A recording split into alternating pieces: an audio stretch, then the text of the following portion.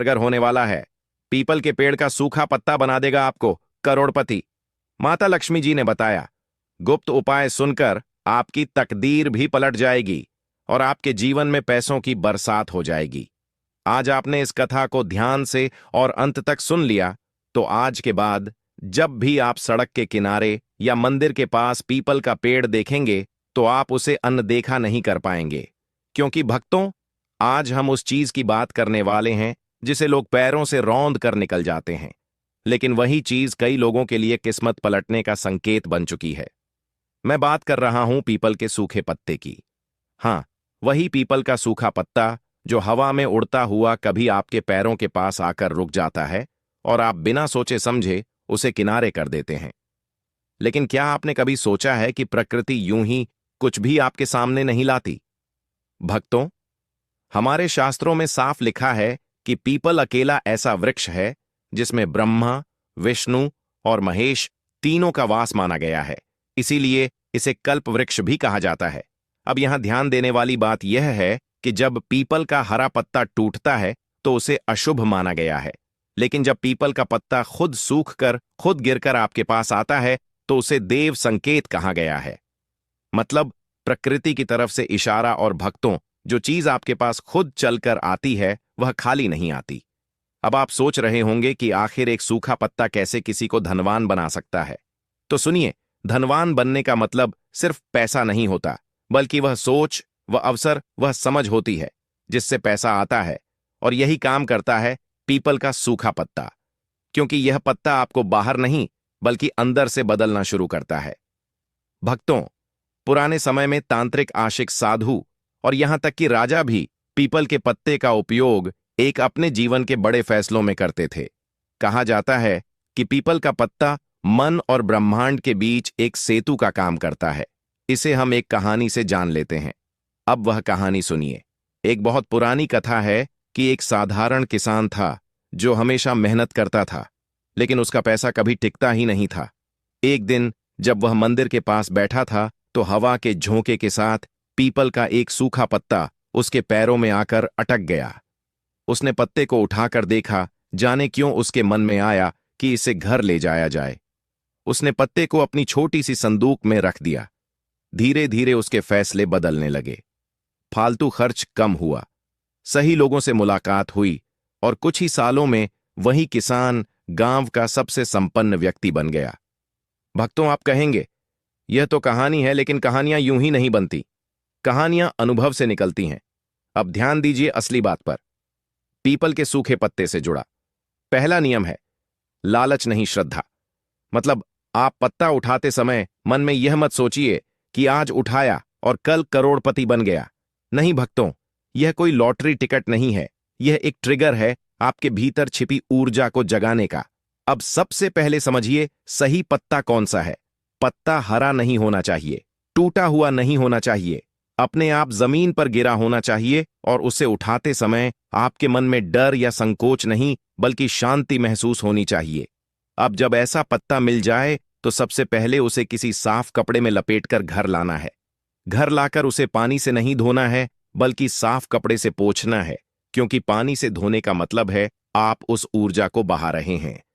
भक्तों, ये छोटी छोटी बातें सुनने में अजीब लगती हैं, लेकिन असर इन्हीं से होता है।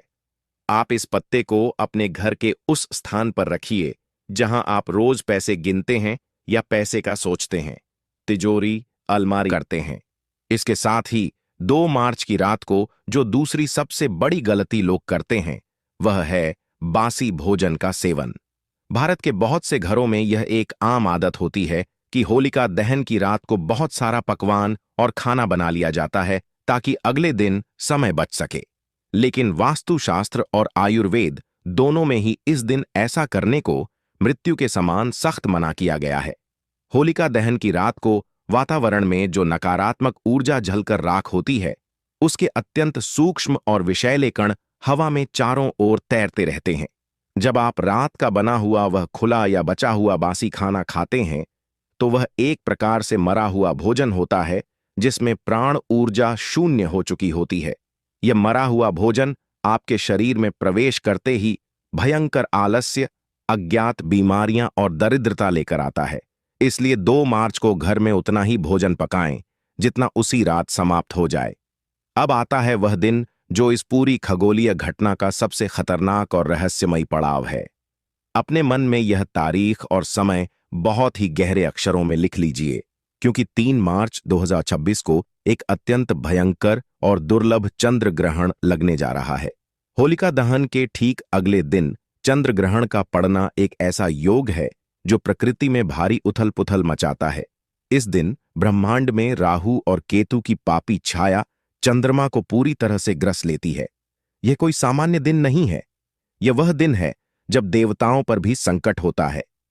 3 मार्च 2026 को सुबह 6:20 से ही चंद्र ग्रहण का सूतक काल प्रारंभ हो जाएगा। सूतक काल वह समय होता है जब वातावरण में नकारात्मक ऊर्जा अपनी चरम सीमा पर पहुंच जाती है। मंदिरों के कपाट तक बंद कर दिए जाते हैं। यह सूतक काल और ग्रहण का यह भयंकर प्रभाव शाम को 6:47 तक रहेगा।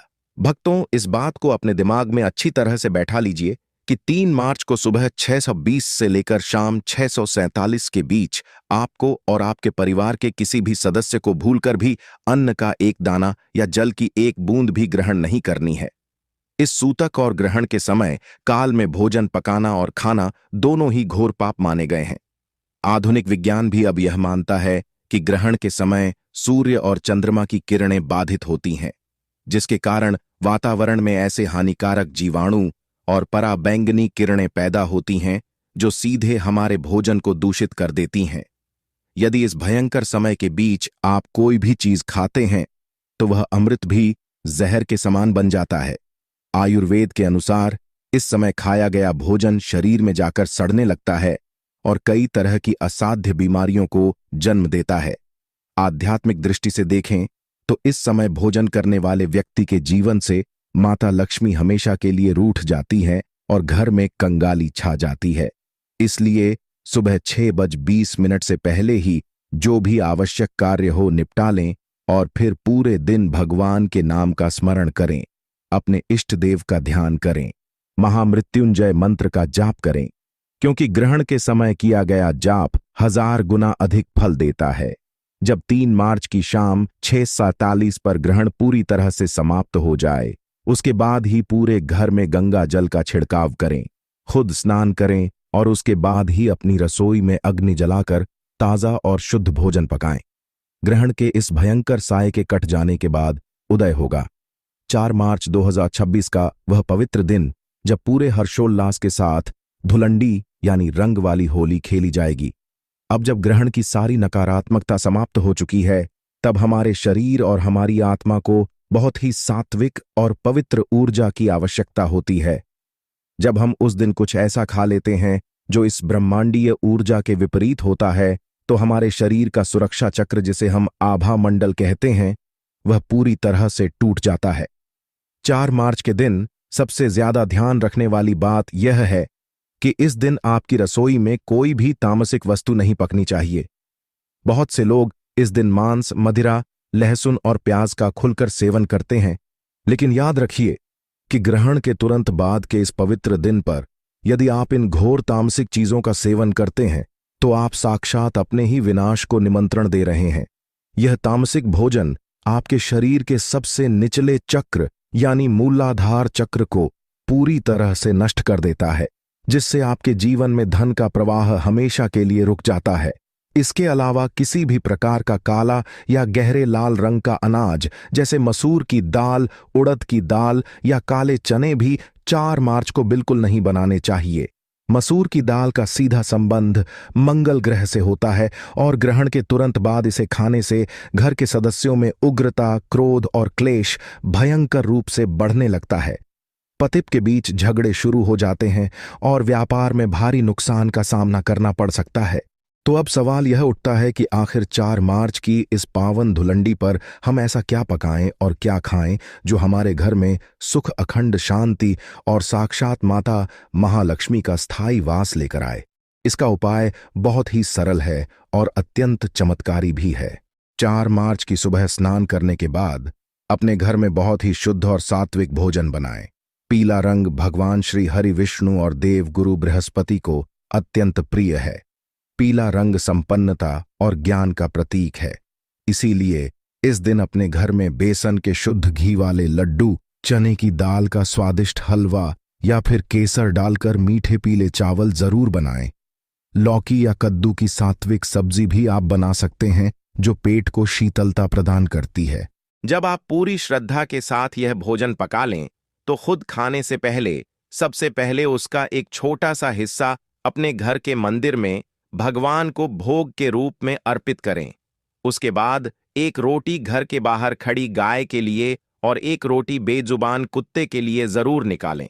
बेजुबान जानवरों को भोजन कराने से ग्रहण के बाद के बचे हुए नवग्रह दोष भी बहुत ही जल्दी शांत होते हैं और आपके घर के हर कोने में एक बहुत ही शक्तिशाली और सकारात्मक ऊर्जा का संचार होता है।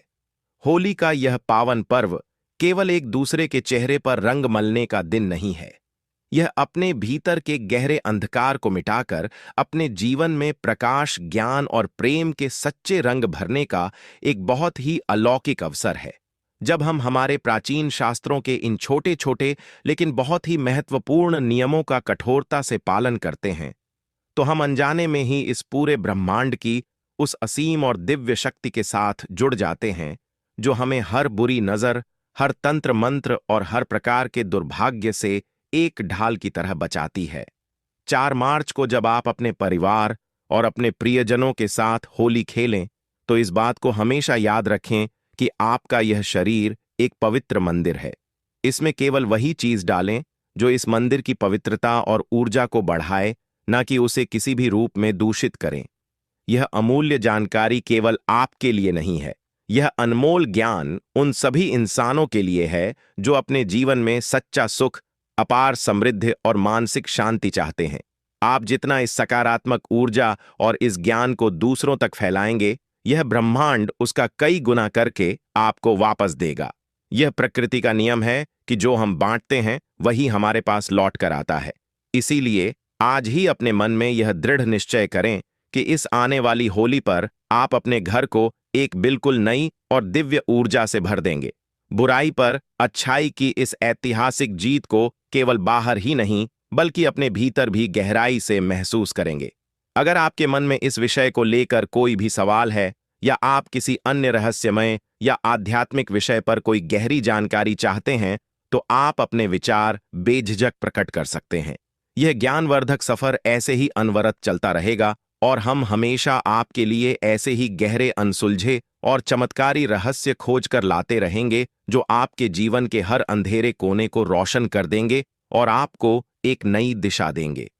शास्त्रीय मान्यता है कि जो भी व्यक्ति इस फाल्गुन पूर्णिमा के व्रत को रख लेता है और स्नान दान करता है, उसे अंत समय में सीधे भगवान के धाम यानी कि बैकुंठ की प्राप्ति होती है।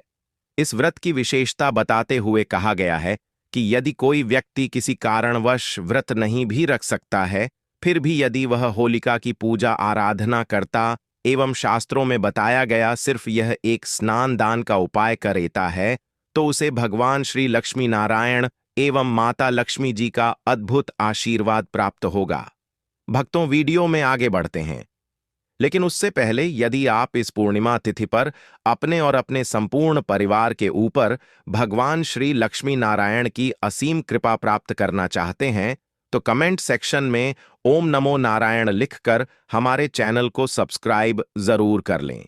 साथ ही आप अपनी राशि भी कमेंट बॉक्स में जरूर लिख दें, ताकि हम आपको आपकी राशि के अनुसार उपाय बता पाएं। भक्तों, शास्त्र अनुसार फाल्गुन माह की पूर्णिमा भगवान श्री लक्ष्मी नारायण को प्रसन्न करने की सबसे उत्तम तिथि है। इस बार यह पूर्णिमा और भी खास है क्योंकि चंद्र ग्रहण के साए में यह पूर्णिमा पड़ रही है, जिसे एक अत्यंत प्रभावशाली संयोग माना जाता है।